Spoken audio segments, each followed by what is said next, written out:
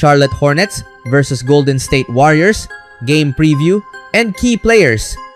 Naglaro sa kanilang pinakamahusay sina LaMelo Ball, Brandon Miller, Miles Bridges at Con Knuepel upang pangunahan ang Charlotte Hornets sa isang malaking panalo laban sa Lakers. Hindi naging perpekto ang simula ng laro. Maraming pumasok na shot ang kalaban at parehong sina Knuepel at LaMelo ay nagkaroon ng mga maagang drive kung saan tumanggap sila ng matinding contact ngunit walang tawag mula sa mga opisyal. Kalaunan ay nakastabilize rin ang Hornets kahit na kinailangan nilang harapin ang 19 points ni Luka Doncic sa unang quarter. Sa kabutihang palad, kinailangan ding magpahinga ni Luka sa isang punto. Sinamantala ng Hornets ang mga sandaling wala siya sa laro, hinigpitan ang depensa at tuluyang nakahabol at nalampasan pa ang kalaban. Ang dating double-digit na lead ay nauwi sa 9 na puntos na kalamangan ng Hornets sa halftime salamat sa isang 3-pointer ni Knuepel. Nabawi ni Luka ang kanyang ritmo sa ikatlong quarter, ngunit sapat ang naging opensa ng Hornets upang mapanatili ang bentahe sa score. Nanatiling mainit sina Bridges at Ball at tinulungan ang team na dalhin ang kalamangan hanggang sa fourth quarter. Pinagtibay pa ito ni Brandon Miller sa isang 3-pointer malapit sa pagtatapos ng ikatlong quarter. Nagkaroon ng maliit na run ang kalaban sa simula ng fourth quarter kaya napilitang mag-timeout si Charles Lee upang ibalik si LaMelo sa laro. Agad siyang nakaapekto sa laro sa pamamagitan ng isang tres. Nagdagdag pa siya ng ilang assists habang nagpasok naman si Knuepel ng ilang layup upang muling maibalik ang double-digit lead ng Hornets.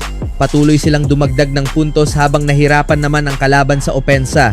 Sinubukan pang humabol sa huling ilang minuto, ngunit napigilan ang run ng isang offensive rebound ni Musa Diabate na humantong sa isang 3-pointer ni LaMelo. Nagdagdag pa siya ng isa pa matapos ang isang turnover at doon na halos nagtapos ang laro. Lahat ng pangunahing players ng Hornets ay naglaro ng eksakto ayon sa inaasahan sa kanila. Kinontrol ni LaMelo ang laro. Madalas siyang nasa perimeter, ngunit ayos lang iyon. Kapag kasing husay ng ipinakita niya sa pag-shoot, nakapagtala siya ng ilang shots mula sa dribble na siya lang ang kayang gawin at nagtapos na may 9 3-pointers sa laro at nagawa pa rin niyang magbigay ng 11 assists. Pinanatiling buhay ni Miles Bridges ang Charlotte sa mga sandaling tila tuluyang humihinto ang kanilang opensa. Sa mga pagkakataong nawawala ang ritmo ng team, siya ang nagsilbing sandigan, ang players na handang umako ng responsibilidad kahit hindi perpekto ang sitwasyon. Maging mainit man o malamig ang kanyang mga attempts sa labas sa buong season, kapansin-pansin ang kanyang kumpiyansa sa larong ito. Hindi siya nag-atubiling bumira mula sa labas ng arc at ang kumpiyansang iyon ang nagbigay ng mahalagang puntos sa Hornets sa mga kritikal na sandali. Higit pa roon, malinaw na nadala niya ang tiwalang iyon sa loob ng arc kung saan nakagawa siya ng ilang kahangahangang layup sa kabila ng mahigpit na depensa. Ang kanyang lakas, timing at determinasyon ay patunay ng kanyang maturity bilang player at leader sa loob ng court. Samantala patuloy namang umuunlad si Brandon Miller habang tumatagal ang season at bawat laro ay tila nagiging mas komportable siya sa kanyang papel.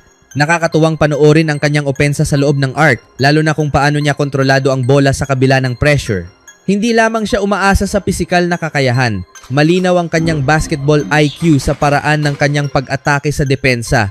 Nadagdagan pa ang kanyang highlight reel ng mga malikhaing shots sa ilalim ng ring, mga move na nagpapakita ng kanyang kumpiyansa at husay. Bukod sa opensa, hindi rin matatawaran ang kanyang ambag sa depensa kung saan nakapagtala siya ng ilang mahahalagang blocks na nagbigay enerhiya sa buong team. Nakakabaliw isipin na umabot na tayo sa puntong ang isang 20 years old rookie ay may 19 points mula sa 10 attempts, 7 rebounds at 4 assists at ang reaksyon natin ay parang karaniwan na lamang ito. Ipinapakita nito kung gaano kabilis tumaas ang ating inaasahan sa kanya. Hindi kapani-paniwala ang ginagawa ni Knuepel sa murang edad at sa bawat laro ay pinatutunayan niyang hindi aksidente ang kanyang produksyon. Sa katunayan, malamang ay dapat pa siyang nakakuha ng ilang dagdag na free throws lalo na kung isasaalang-alang ang dami ng kontak na kanyang tinanggap sa pag-atake.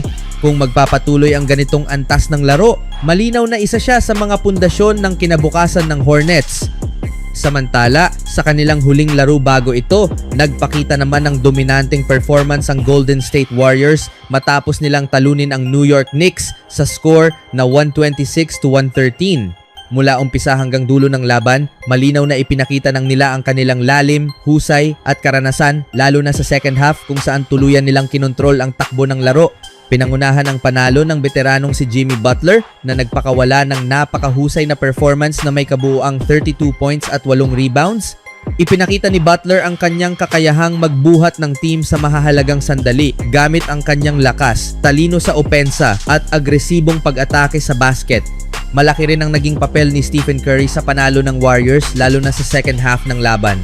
Matapos ang medyo tahimik na unang bahagi ng laro, unti-unti niyang nahanap ang kanyang shooting rhythm, partikular mula sa 3-point area.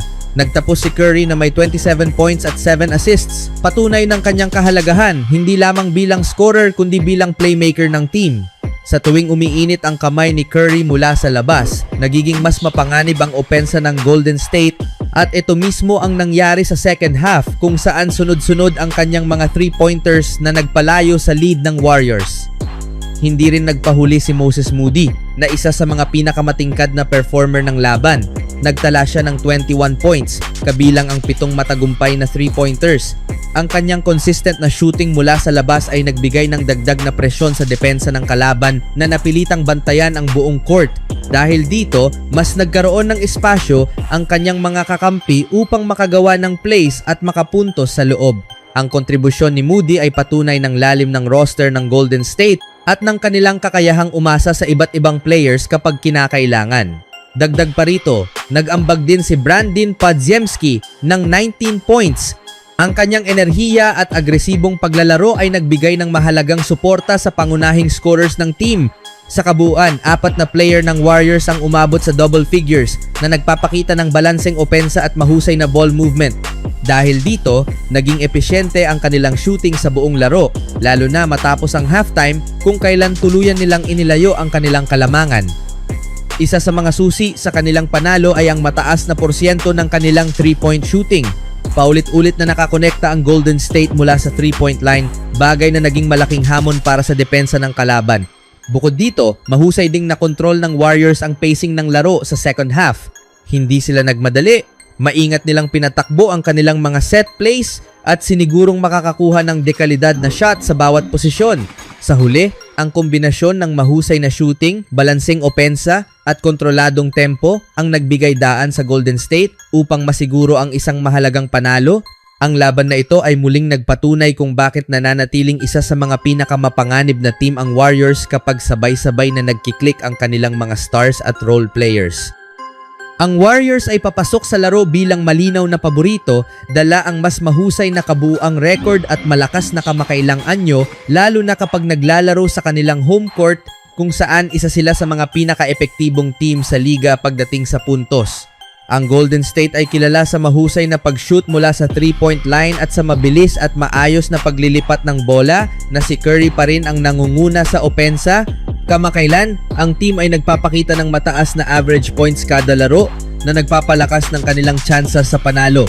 Samantala, ang Charlotte ay nahihirapan lalo na sa mga road games at kahit na sina LaMelo Ball at Brandon Miller ay kayang pasiklabin ang scoreboard, ang kakulangan sa consistency ang naging hamon ng Hornets sa buong season. Kailangan nilang magpakita ng mas matatag na laro kung nais nilang makipagsabayan sa malakas na Warriors